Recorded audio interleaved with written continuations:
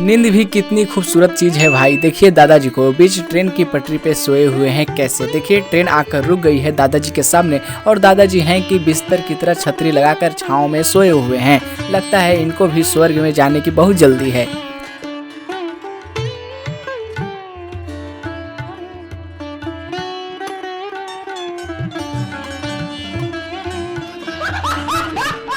हमारे यहाँ ऐसा ही होता है। और दोस्तों दूसरी वीडियो को देखकर आप भी हंसी से लोटपोट हो जाएंगे। जरा देखिए तो सांपों का बर्थडे मनाया जा रहा है। इन लोगों का तो देखिए।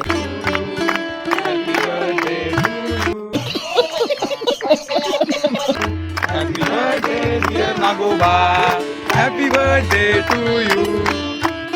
भाई साहब बर्थडे, भाई साहब बर्थडे। शाबाश बेटा, बहुत बढ़िया। बाकी दोस्तों तीसरी वीडियो जो ये है, आप लोगों को यकीन नहीं होगा इस वीडियो को देखकर। आखिर यह वीडियो आपको भी देखकर ही, आंखों से देखकर भी आपको विश्वास नहीं हो सकता है कि आखिर ऐसा कैसे हो सकता है। जी हाँ दोस्तों, ये मुमकिन हुई है।